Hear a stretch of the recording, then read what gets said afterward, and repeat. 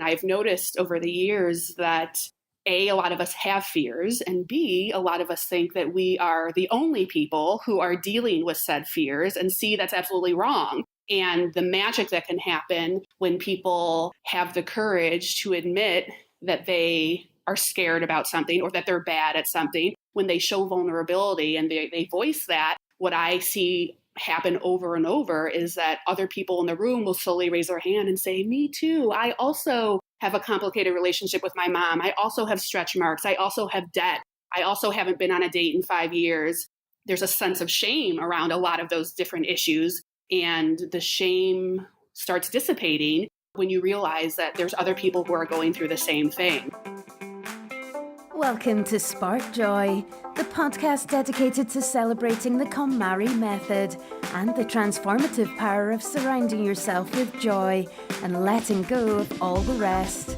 With your hosts and certified KonMari consultants, Kristen Ivy and Karen Sochi. And now, here's the show. What's the thing that you would do if you said, why not, instead of I can't? Today's guest challenges us all to think beyond fear and embrace a life of yes. Saya Hillman started Mac and Cheese Productions in 2004 after she got fired from her last full-time job and had no idea what she wanted to do. Being fired turned out to be the best thing that ever happened to her. Mac and Cheese Productions is now a lifestyle business that provides creative solutions to common problems through its Life of Yes offerings. At its core is the belief that the segments which make up our lives shouldn't be sources of stress, but sources of joy and ease. Via Mac and Cheese, Saya is a wearer of many hats and thus needs 20 minutes to answer the question, so what do you do? One of these hats includes her knack for helping people live a more productive lifestyle, getting things done with positivity, self-efficacy, playfulness, and community. Welcome to Spark Joy, Saya. Thank you. And yeah, that's so true. I need probably more than 20 minutes. I need an hour to talk about what I do. But that's one of the things I love about what I do too, is I wear many hats, and it's hard for me to say, what do you do? Yeah, and we'll chip away at that. We definitely want to touch on your backstory here. Absolutely. We're so glad you're here, Saya. You are all about helping people move beyond fear, shake things up, and to get to a place where they are doing things that they really love. I know that your passion stems from your own life experiences and your personal transformation. Could you start by telling us a little bit about your own journey and how you got to a life of yes? Sure. So yeah, thank you for having me. I'm really excited to be here. And I basically grew up in what I would term an abnormal childhood. What does normal mean, right? But in my mind, when I was growing up, I was very abnormal in that I was raised by a single mom. I'm biracial. We didn't have a lot of money. I lived in a suburb of Chicago where I was surrounded by friends who not only had a house, but had 2 houses and a lake house. And I lived in an apartment. We didn't have a car. We didn't have a TV. We didn't have a microwave, a vacuum. We didn't go on vacations. I have a mom who is, let's just say, a character and marches to the beat of her own drum. And so all of these things that now are kind of like cool and bohemian, when you're 12, the fact that your mom doesn't shave her legs or never wears a dress or doesn't go to an office and doesn't wear suits, and doesn't have health insurance, all that stuff made me feel really weird and awkward. And, even my name, I thought if I could just be Jessica or Jennifer or have straight hair, my life would be perfect, right? And I've always struggled with weight. I have always been super tall. I'm 6 feet now, and I'm not going to tell you my weight, but I've always struggled with weight, and I've always been tall. And so that was another way that I felt abnormal. And the way that I dealt with that was, I just want to not stick out. I want to fit in. And the way that I thought I would do that would be if I am just invisible, basically, and if I just kind of be in the shadows and not really share my opinion or my voice. And so basically I was a mute for my whole childhood. I had an amazing mother who sacrificed everything for me, and I had a really good education, and she was able to barter services to get me to go to a Montessori school that she couldn't afford. And I could give you all of these examples of what a wonderful mother she is and was. When I say an abnormal, sad childhood, I don't want anybody to think that I was lacking for anything. I wasn't, but it was, being bullied, unfortunately. And then also me feeling like my mother was trying to ruin my life because we didn't live in a house or have a car. So all that is to say is that I basically had no personality until I went to college and had very low self-esteem, if any self-esteem.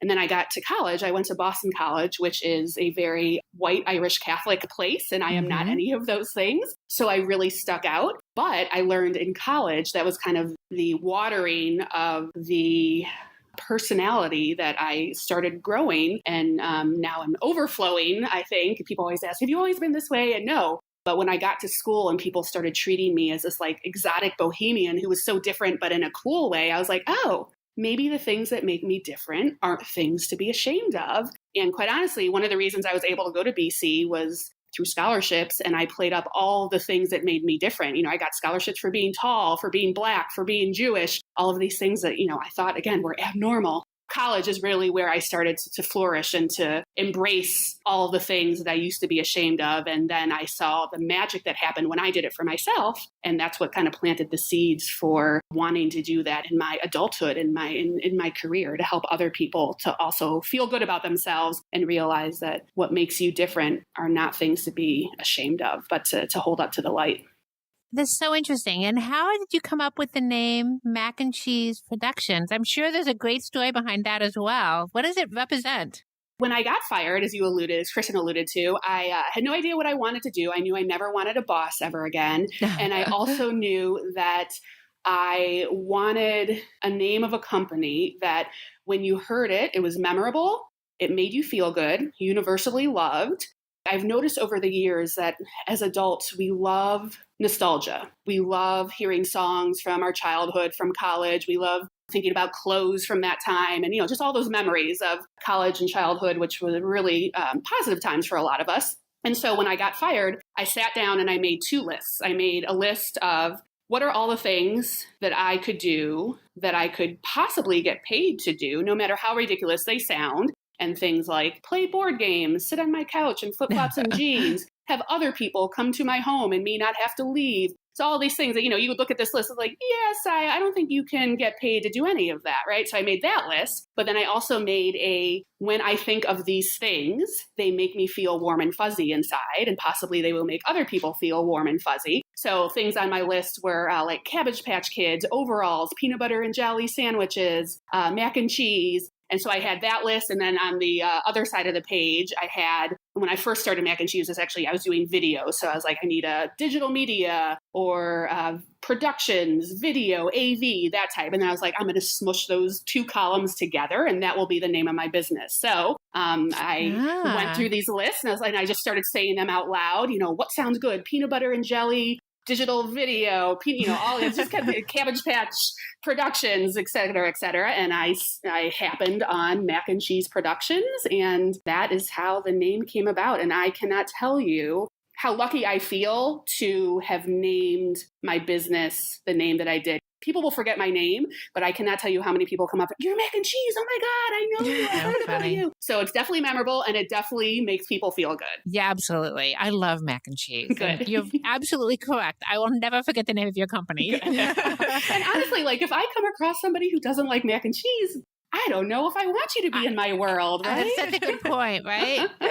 Yeah, it's funny. I have a positive association with mac and cheese too. Good. It's actually one of the only things I can make really, really well. And so I have to make it in 2 weeks for a cookout I'm going to. I just love it. It's comfortable, warm, and fuzzy. And being here in Chicago and actually participating in some of your programs and being a Cheez-It, which is what you call your tribe, right? I was really drawn to the fact that you have such an approachable spirit, and your events, are just really attract people who want to kind of do things a little bit differently, shake things up, but maybe a little bit uncomfortable in traditional networking situations or large crowds or just kind of overwhelming environments. So I would love to know more about what has inspired you to develop such a wide variety of social activities for those looking to kind of just think outside the box, but very carefully and in a safe way. Yeah. And, it's funny, mac and cheese, I actually didn't think of this until right now, but when you were talking about my events being approachable, that makes me feel good because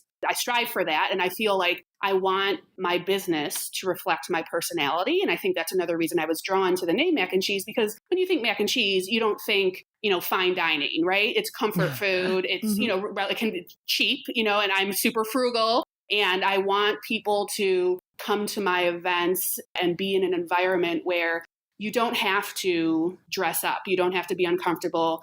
I am not a heels and pantyhose person. If I'm dressing up, I am wearing flip-flops with sequins. Like that's what my dressing up is. And so I try to have events that reflect who I am, because I feel like when you are yourself, that's when you're the most authentic and when you can most connect with other people, when you're not having to wear a mask. And I just got so tired of when I graduated from Boston and came back to Chicago. I got so tired of going to these events. I thought I was doing all of the things that you were supposed to do to meet people. So going to networking events when I was single, going to singles events, and everybody kept saying, you have to get out there if you want to meet people outside of work. And I kept doing that. And every time I went to these traditional events, I ended up hating humanity and wishing I had never left the house and stayed at home and just wore yoga pants and ate Ben and Jerry's.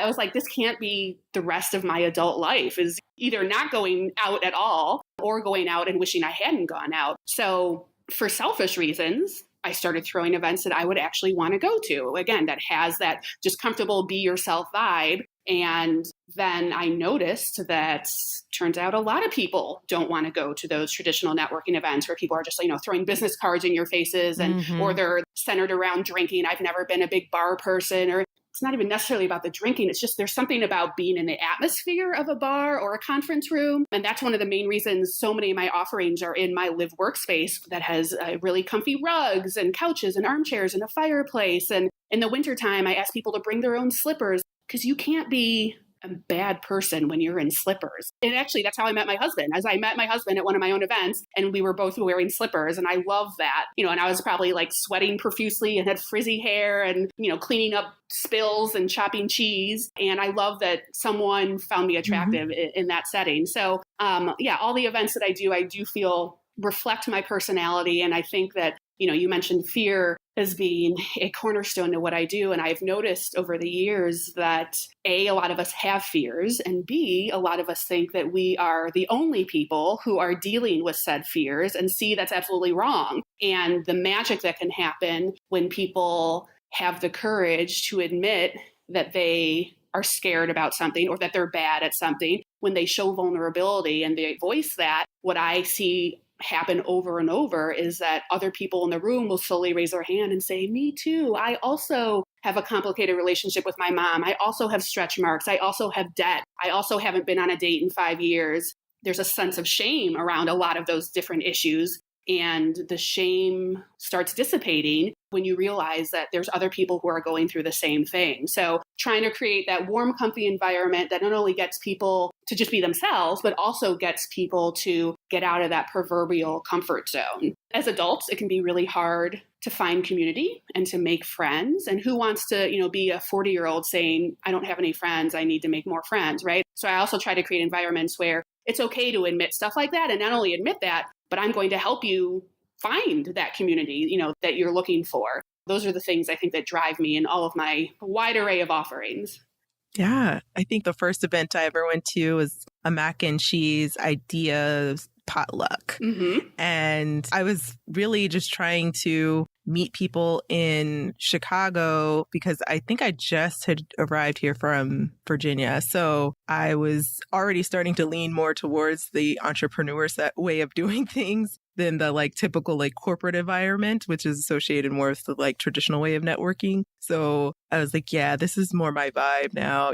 It was just a really cool experience, and everyone was super welcoming and comfortable and more open because it was more of a casual environment for sure. Yeah. And I've learned, I think that, again, even though all my offerings are so different, I think that one of the things I talk about in Living a Life of Yes is it's worked really well for me. And so I encourage other people to follow suit in being experience focused rather than results focused. So if you had come to Idea Potluck, or if you had gone to a normal networking event, oftentimes we put this pressure on ourselves of, I have to talk to 10 new people. I have to pass out 20 business cards. I have to collect 20 business cards. it's going to be a waste of a night if I don't do XYZ. And I try to say, just come to whatever it is that I'm offering with the just maybe expectation of I'm just going out to try something new, and then leave the expectations at that. And then if you get anything on top of that, if you get a new friend, if you find a husband, a significant other, if you get a client out of it, that's the cherry on top of the sundae. I think we set ourselves up for disappointment when we're results focused as opposed to experience focused.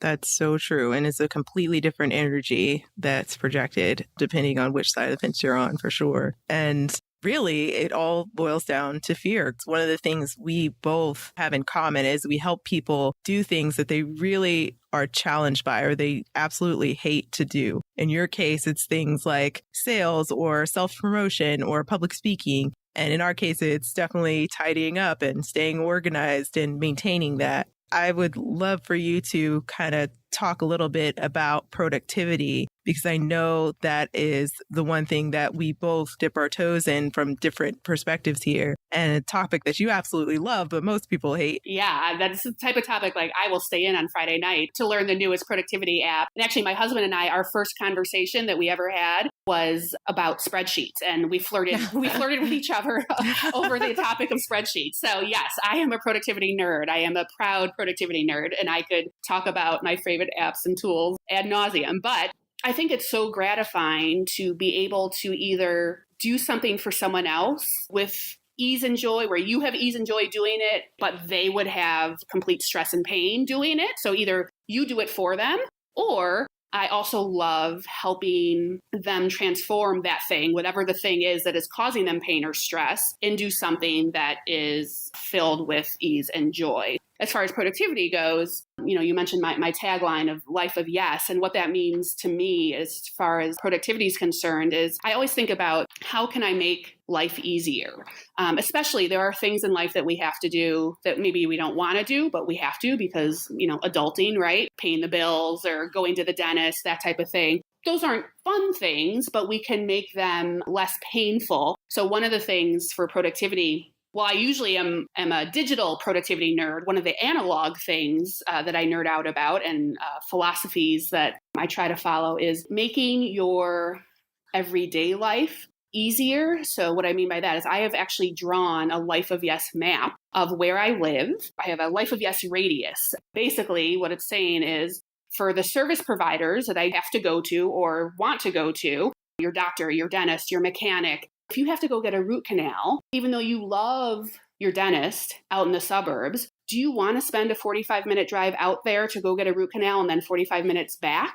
Probably not, right? Or for me, I mentioned that I have always struggled with weight, and just physical activity is a thing that I need to work on. And I know I used to live in a different neighborhood and I had an amazing yoga studio in that neighborhood. And when I moved to this new neighborhood, I went back and forth, do I want to keep that old one? There's no way in the heart of Chicago winter that Saya is going to be going to that yoga studio. That is, only a 15-minute drive or 30-minute bus ride, but I need my studio, I need my gym to be in my Life of Yes radius. And it's different for everybody, but for me, that means all of those service providers need to be within about a 10-minute walk. And I ride my bike all the time, so a 5-7 minute bike ride. And I cannot tell you what a difference that has made. So that's a simple analog way to make yourself more productive. Another just kind of overall philosophy that's been really helpful for me, if you do have any sources of stress or unhappiness in your life, to take stock of, is it self-created or is it something that you actually are keeping in your life and you could get rid of it somehow? An example is I got a parking ticket. And it was completely my fault. But you go through that illogical source of that anger. It was on a Tuesday, so now I hate Tuesdays. It was on Lincoln Avenue, so now I hate Lincoln Avenue. I knew I didn't want to go to court because it was completely my fault. But I was I'm going to show the man, I'm going to show the city of Chicago. So I'm not going to pay into the last minute that I have to pay. And so that stupid orange parking ticket would sit on my desk, and every single day I would come down and every morning I'd get all riled up all over again for a month, as opposed to if I had just paid it right when I got it and then forgotten about it, then I wouldn't have had that repetitive source of stress for a month or whatever it was, right? So, that's a silly little story, but if you really, again, taking stock of what are things in your life that you are doing to make it more stressful, or to bring unhappiness into your life. And another example is I hate talking on the phone. And so on my website, on my business, you will not find my phone number anywhere. You won't find it on my website. You won't find it on my business card. And I know initially when people first start seeing it, they're like, what? How can people reach you?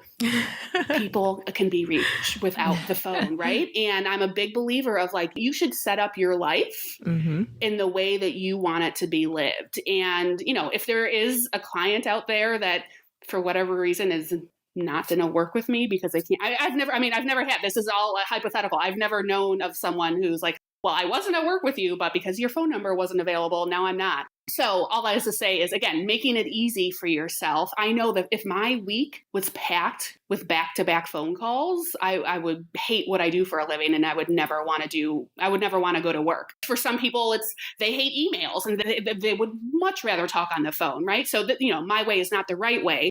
The right way is whatever works for you.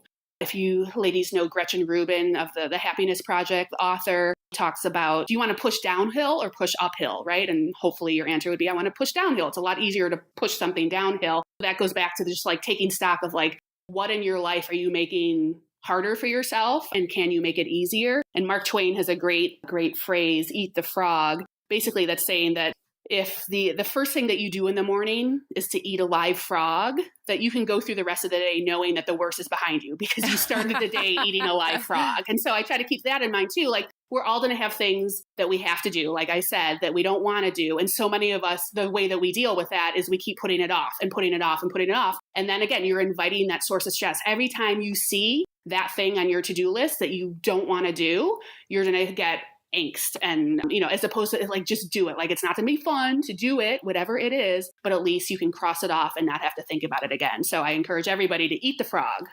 What it really sounds to me like is that the model of the work that you do is really based on not just solving someone's problems, but being empathetic about it. And it sounds like the people that are part of your community are really drawn together because they share common problems or challenges or things that they would like to be different about their approach to work or their relationships or whatever, which I think is so cool because I think a lot of times people that are consultants or coaches, they were all about what's your problem and let me help you solve it, as opposed to what I hear you saying a lot, which is this is something that I struggle with. And these are some of the ways that I have approached it, which I think is really very refreshing.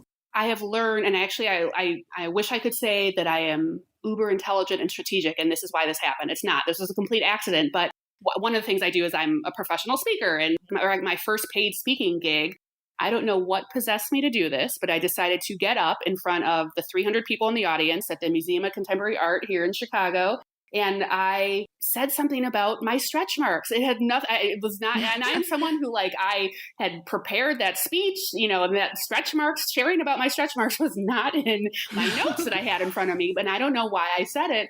And as soon as it came out of my mouth, first of all, you're like, oh no, put those words back in my mouth. But then I looked out over the audience and they were all these empathetic heads, especially women who were nodding. And I just felt this rooting for me, and I'm on your side. I understand what you're going through.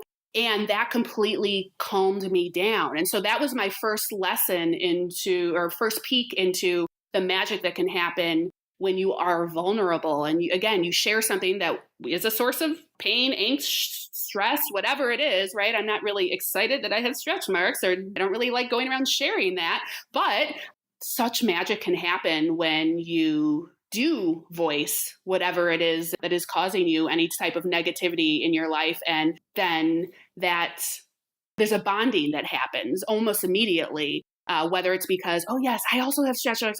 Saya gets me. Okay. She's up on that stage. She's the one with the microphone and in the spotlight, but she's just like me. And that's something that I really strive to do, is to show people that, yes, maybe I am the one with the rockin' Madonna headset mic up here. But we've all got stuff going on. And I think we have to remind ourselves, and especially this day of social media, that we're all sharing our highlight reels, right? I'm not sharing my crap reel. I'm not sharing, I weigh this much, I weigh this and I have stretch marks and I just got laid off and I haven't been on a date and, my husband and I are fighting, all that kind of stuff. But all that stuff absolutely happens. We just don't share it. But it's really easy to feel like everybody else is winning at life and you are not. I'm really interested in getting your take on this particular topic. It has to do with productivity. It has to do with paper clutter. Paper clutter is something that we as KonMari consultants deal with all the time. We're working with our clients. In fact, Spark Joy podcast, our listeners will remember, had an entire episode dedicated to paper clutter. It was episode 45. We'll make sure we link to it in the show notes. But one of the things that I have personally experienced is that the solution to the problem has created another problem.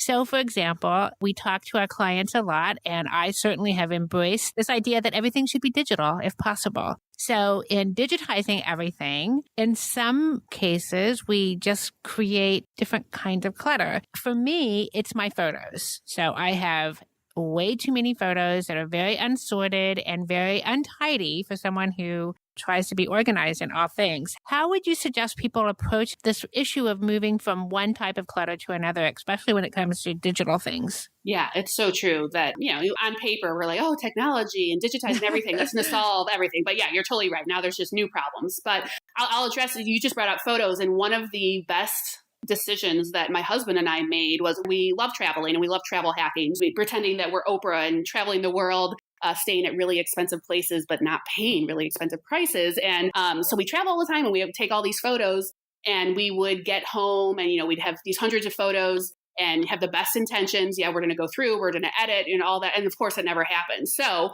when we are flying back from whatever trip on the plane, we go through all of our photos and that's when we delete and then we get home and it's all done.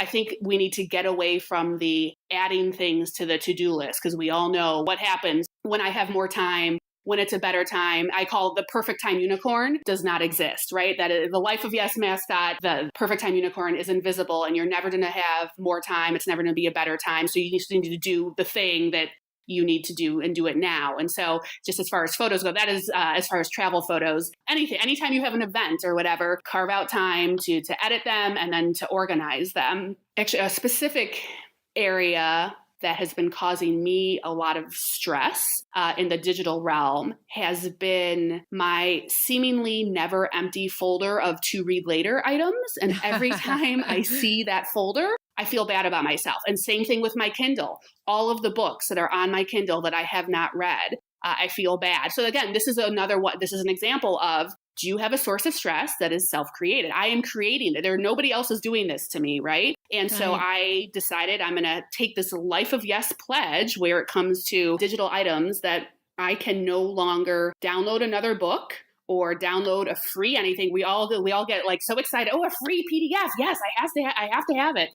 But then you put it in the folder and you don't do anything with it. So I can no longer download books or any downloads at all, whether it's free or not, until I have finished all the books on my Kindle and until I have emptied out that folder and actually read through all of those documents that I have in there. And I made this pledge to myself about a year ago, and it's been so freeing to see actual progress of, all right, another book gone, another PDF gone, and that's made me feel really good.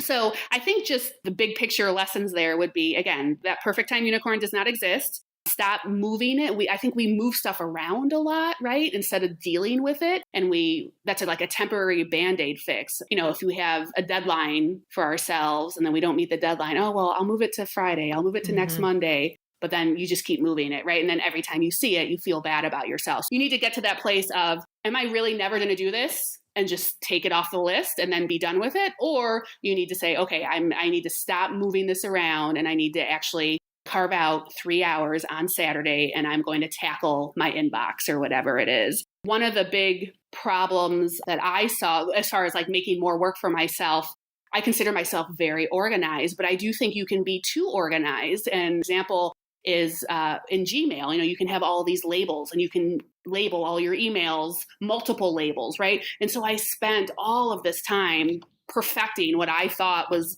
the perfect label system. And I probably have, 30 something labels, and I was just going nuts with it. And I found myself spending way too much time trying to figure out what labels go on what email. And so after much stress and sadness on my part, I realized that yes, I spent a lot of time creating this system, but it is not working for me. And accepting that and realizing that. And then if you get to that point, taking that next step of saying, I need to let it go, whatever system is not working for you. And now instead of having 30 labels, I have a personal label and a work label, and that's it. I'm a big inbox zero fan, and so I either delete or you get a work label or a personal label, and there's no more of this trying to figure out, how many labels this one email needs. It's really hard to let go of a system, especially if you put a lot of thought into it. And also, sometimes you put money into these systems, right? That's a whole nother level. But if it's not working for you, it's not working for you. And so you need to be able to let it go.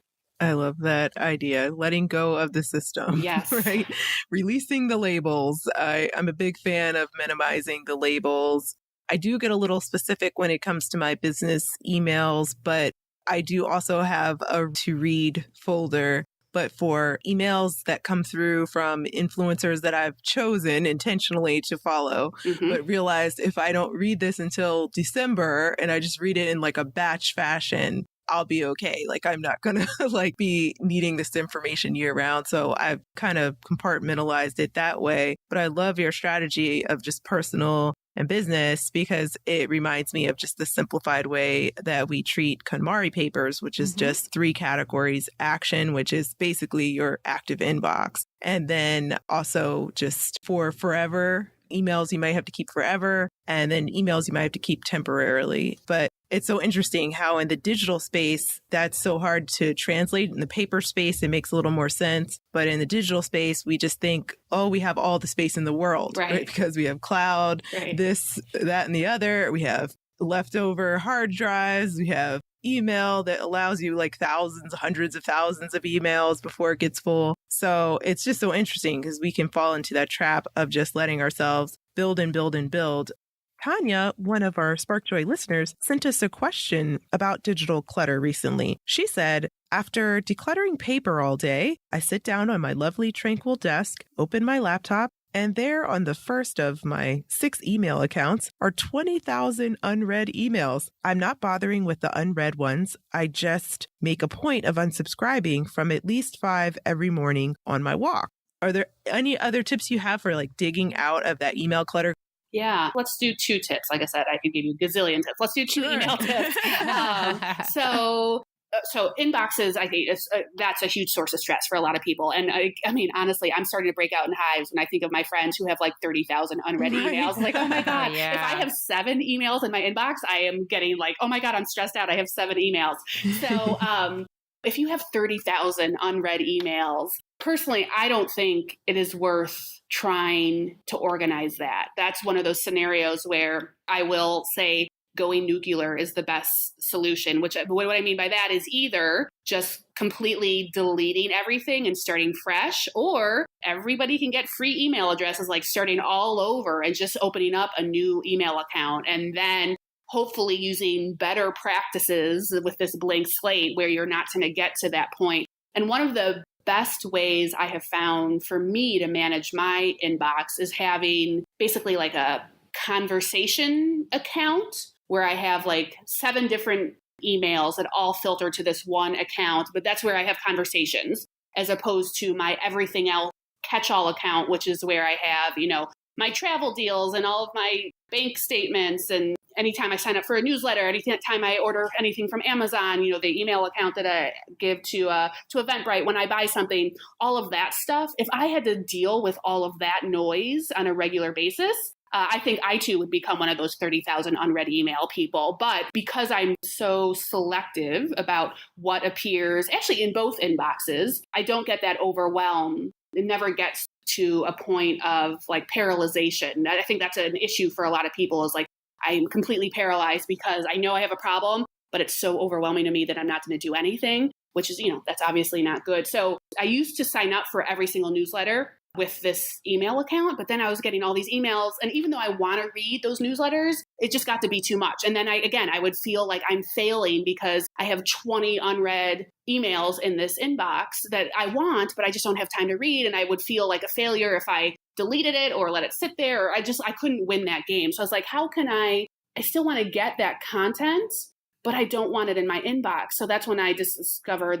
I use Feedly, which is, so it's a website where you can subscribe to newsletters, and instead of them coming to your inbox, they go to this website. And when I am ready to read stuff, you would not send time-sensitive things there. So if you want like travel deals, you don't want it going to Feedly. You want travel deals coming into your inbox because you want to see that right, in the moment. But anything that is not time sensitive, but that I know I would like to read at some point when I have time, I send to Feedly. And it's great. You can, set up all these, different folders and organize it in ways that make sense to you. And I think, in Feedly, I have probably like 200 different subscriptions, and from, health and wellness to entrepreneur, business, travel, all of that kind of thing. So that's another way that you still can get content and, increase your knowledge base, but you don't have to have that all coming into your inbox, creating a source of stress for yourself. Yeah, I'm definitely going to check that one out. It sounds almost like you're creating your own magazine with others' content that's not super time sensitive. So you can just digest it at any time and you don't feel like it's constantly like in your face, like read this, read this. Awesome. And I also wanted to talk to you a little bit about what your criteria is for keeping or what comes through your inbox. So do you practice unsubscribing? Has that helped in terms of like turning off the faucet, or have you just been channeling things to Feedly? Combination. So I went completely paperless with my business about 5 years ago, which is a really scary thing to do, especially, with like tax forms and stuff like that. And I asked my keeper, who's probably really sick of me. I probably asked him 17 times, are you sure I can throw this stuff out? Once I've scanned it, are you sure? Are you sure? Are you sure? Because I think it's been hammered into our heads, like, you have to keep paper documents for 7 years or whatever in case you get audited or whatever. But after many assurances from experts out there, I was like, okay. So I went completely paperless. And so I keep everything that is business related. I keep all of that. And I think the key there is not only do I keep it, but I organize it, right? Like I just actually had a scenario earlier this week where I had to find something from 2014 for the IRS. And that could have been a hot mess if I am not organized, right? But I knew exactly where it was. And so within 15 minutes, I was able to find this random document from 2014. And that, it just makes you feel really good. So I think that, if you're going to go down the route of digitizing everything or digitizing a majority of things, that's great. But you also obviously need to take that organization really seriously. And it's worth it. While it can be painful in the moment and time consuming to sit down and create whatever organization system works for you, in the long run, it is so worth it. And as far as other digital content, Kristen, you kind of alluded to we do feel that like, oh yeah, I can just save everything because you get so much space for free with Dropbox and Google Drive and all of that, right? The cloud, that you feel like there's just an unlimited amount of space. But just like with your clothes closet, you go in your clothes closet, and if you haven't worn anything in like the past 6 months or a year, maybe it's time for it to go. And I will do stuff. I'll do a cleaning of the closet, the digital closet, so to speak, where I will look at my phone apps, look at the apps I have on my desktop, look at my dock, look at the bookmarks in my browser. And I actually have a recurring task in my calendar every 3 months to do this. I just call it the spring cleaning. And it's amazing. Like, oh yeah, I have not touched that app in over a year. Why is it still here? Or, you know what? I use that app, but not that frequently that it needs to be on my dock, which is supposed to be for things that are, you use all the time. Sometimes we go bookmark crazy and just bookmark everything. And then it becomes completely disorganized and defeats the purpose because you can't find anything quickly. And that's what bookmarks are supposed to be about, is right, finding things quickly. So I think that doing this regular, and whatever regular means to you, regular spring cleaning of your digital life, it really does help give you a sense of, just being efficient. I'm all things loving time management techniques and tools and philosophies, and being efficient. I think that's one way to go about it. I just think that if you feel overwhelmed in how much you are keeping, to look at what is necessary and what is superfluous. And again, the whole, like, what is causing me stress? Like when people ask you to go get coffee, oh, I'd love to get coffee with you, and I'd love to pick your brain, and this whole like doing things for free versus, getting paid for it or whatever. And so every time I came across an article, I would feel like I had to save it. And then I just realized, like, this is just I'm never going to win this game. Every single day, there's 10 million articles about this topic, right? And it is very easy. I could, instead of spending all this time saving all these articles and then thinking that I'm going to go and read them, when I'm ready, my idea is I'm going to write something about it, whether it's a blog post, book, whatever it is. When I am ready to do that, I can just go and Google that topic and a gazillion articles as opposed to keeping all of that digital content. But I think I was lured by, oh yeah, I just have all this space and I love Evernote and I can just send it straight to Evernote and keep it. But, again, I was just spending all this time when I did not need to be doing that. So yeah, I think it's just taking stock of, are you spending a lot of time spinning your wheels, basically? And if you are, how can you stop doing that?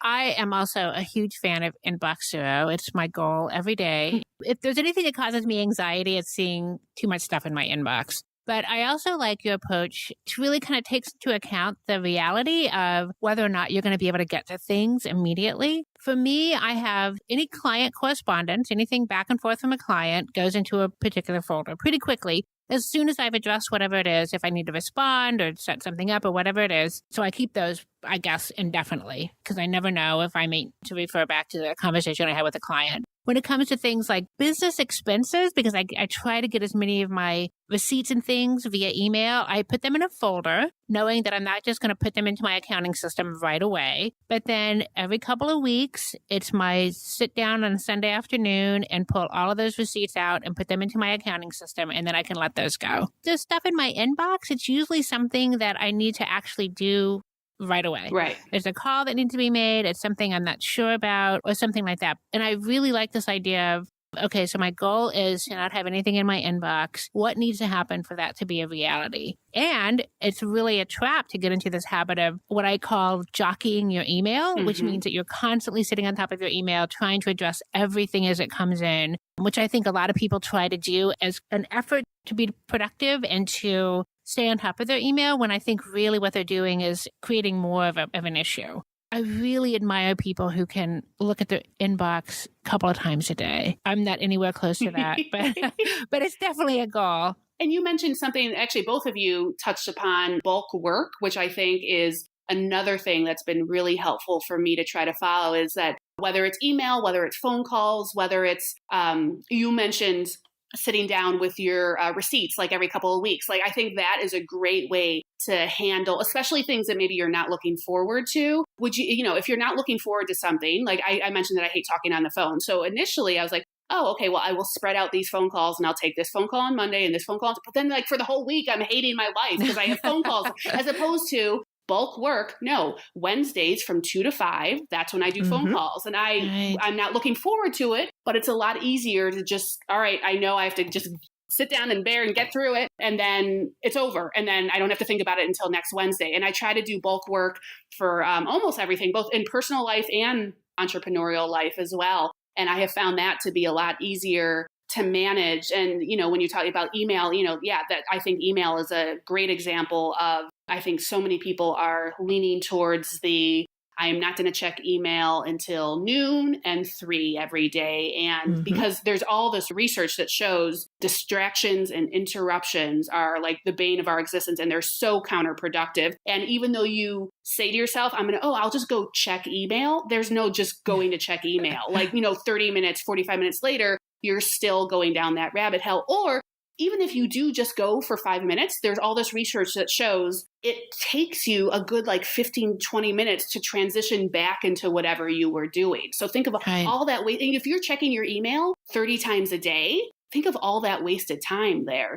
I think turning off your notifications, I don't have any notifications on my phone. I absolutely hate notifications. That's the one thing I did this year, I would say, in the digital space that has changed the game completely, was just turning off the notifications, specifically the pop notifications coming to my phone and specifically pop notifications coming to my computer from my Outlook or Gmails. But I don't visually see the popping all the time. That just was really bothering me. And then more than anything, having multiple accounts, Sparkjoy, For the Love of Tidy, Kristen Ivy, on and on and on, all these different social media faces were popping up way too much on my phone, draining my battery, ruining my life. So I just turned them off. And I still get notifications, of course, that things are happening, but I have to actively go into the app to see those things. They're not forced in front of my face, basically, by being a push notification. So I definitely second that. It has changed the game for me. I just feel so much more in control now. And it's so simple, right? But oh my gosh, what a difference it makes. Yeah. So Saya, what is your favorite tidying tip? What worked really well for me is super specific, and I don't encourage people to do this, or I hope this doesn't happen to them. But I surprisingly lost my lease after, I don't know, I think it was like 8 or 9 years and had like 2 months to move. And when my husband and I moved, we decided to try to make this a horrible situation, a life of yes situation. How can we turn this into a positive? I mentioned I went paperless with my business years ago. I also decided to go paperless with my personal life during the move. I was like, I have all of these tubs of scrapbooks and photos that I've been carrying around with me for years, every single time I move. And with technology these days, you can get really high quality scans of all this stuff. So it was super scary and emotional to take my baby photo albums and scan them and then throw them in the dumpster. Wow. But I did it, and I have this is already 2 years ago. I have no regrets. Not only did I do that with, all my photo albums, I'm definitely a collector of sentimental items. So like all the cards that I've gotten, journals, all of that, I scanned it all. And so again, super time consuming in the moment and super emotional to do all of that. But it was so freeing to let go of all these physical items. I definitely subscribe to the minimalist lifestyle. I'm much more interested in spending my resources, meaning my time, my energy, my money on experiences rather than things. And since I have adopted that minimalist attitude, I have just felt lighter in so many different ways. I mean, I had trophies from like basketball camp in 3rd grade or whatever. It's like, and you obviously can't put a trophy through a scanner, but what I did is I took pictures of all the things that I couldn't scan. And then I, again, took a lot of time to organize all of that. Yeah, it was really an eye-opening, freeing, and lightening experience. Well, that's a great tiding tip. We talk all the time about how moving is one of the best times to KonMari. And although it doesn't sound like yours was expected or maybe the most pleasant, it still sounds like you really accomplished a great goal. What at this very moment is sparking the most joy for you?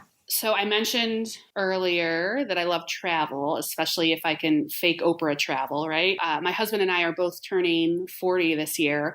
So we decided to celebrate in maybe a little bit more of an exorbitant a way than usual. So sparking joy right now is we are planning our trip to Japan, which just by itself, a trip to Japan, we've never been there. That's amazing. But what I'm so excited about is that we were able to travel hack it, and we are flying first class. These tickets are normally $24,000. We are paying $250 each for our first class tickets to Japan. Oh my gosh. Yeah. So we love, and I could give you a story upon story about all of our amazing travel hacks that are like that. We went to Italy this past spring, and we stayed at the Waldorf Astoria in Rome for 3 nights, and we paid $35 total for our 3 nights. So this whole like pretending that I'm Oprah and living this lifestyle, I talk about living the Four Seasons lifestyle on a Motel 6 budget. So that's what I'm having sparks of joy right now about is planning this trip and knowing that we're going to have this amazing trip for not a lot of money. So that's what I'm excited about. I love that. And I also would like to go to Japan. So we're going to have you back to talk about that, because I was planning to go for the Olympics and already am trying to think about how I could make that happen. So it's amazing that you're going on such a small budget. So I'll have to figure out what your secrets are. Yeah, hit me up for recommendations. I will gladly share. Cool. All right. So I'm excited about living a life of yes. And I would love for you to share any parting words of wisdom for our listeners before we wrap up. I think when people hear life of yes, they might think, oh, that means you have to be happy all the time. And that means your life is perfect and you have no issues. That's not true. We all have our icks. We all have sadness and, losing loved ones and dealing with sickness and getting fired, all of that stuff. Being realistic, a life of yes is one, I think, where yes, you are positive and happy, but you have also these not so great things happen. And if you are living a life of yes, it means not that you're living a life that has a void of icks, but that it's how you deal with the challenges and the bumps and the hurdles, right? Do you let them completely derail you and paralyze you? Or are you able to eventually at some point, get up and dust the dirt off and keep on moving, and maybe even, like I said, transform them into positive aspects of your life.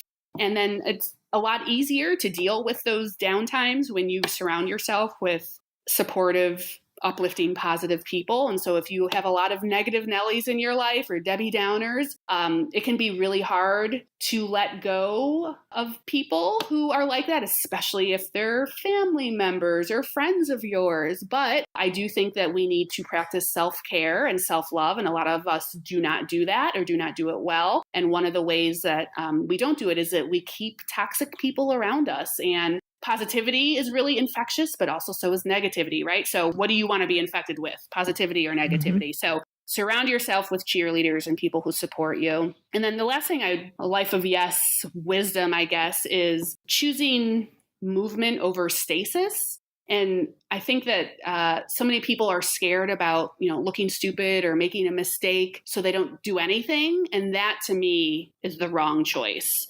I would so much rather move, whether that's forwards or backwards. Backwards meaning, oh, I failed or I tried something, it didn't work out.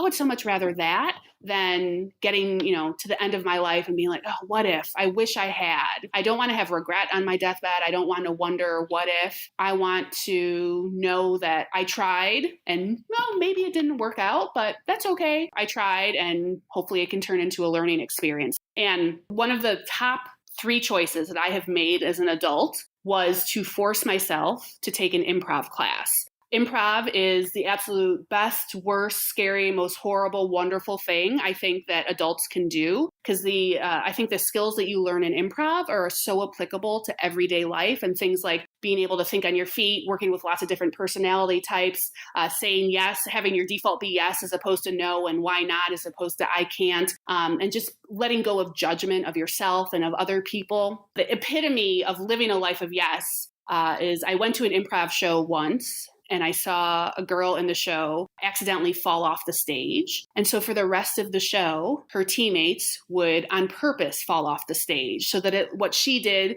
didn't look like it was a mistake, but on purpose. And I just think that that's such a beautiful representation of what a life of yes is. It's absolute magic what can occur when you put yourself outside of that proverbial comfort zone and you try things that you think might be the worst thing ever. And then you realize, not only did I not die, but I kind of enjoyed it. And then you get infected. You're like, what else can I do? I did that thing that I was so scared of and it was fun. So what else can I do? And then your friends, your loved ones will also get infected because they'll see, oh, Kristen, she took this class that she was so scared to take and she liked it. And she's such a happy person now. And now she's doing all these other things because of that. And because Kristen's doing that, now I'm going to do it. So take improv, especially if you are listening to this saying, I would never take an improv class. That sounds horrible. I'm especially talking to you. Or me specifically. Yes.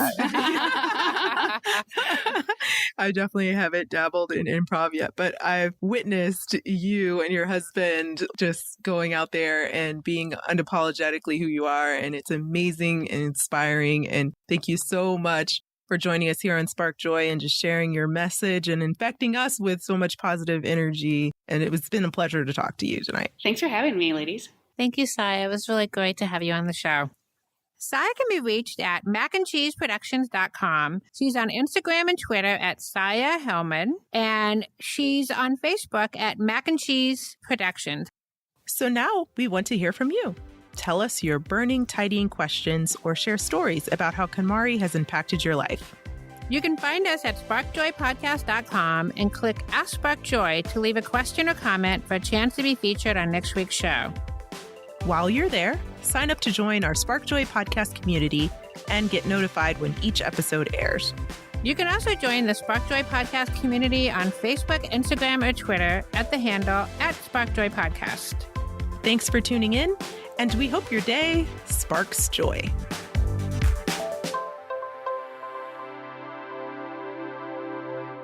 Thank you for listening to Spark Joy with your host, Kristen Ivy of For the Love of Tidy in Chicago and Karen Sochi of the Serene Home in New York City. Spark Joy, the podcast, is not endorsed by or affiliated with KonMari Media Incorporated. The opinions expressed on this episode represent the views of the co-hosts and guests alone and do not represent the corporate position of KonMari Media Incorporated or the KonMari consultant community.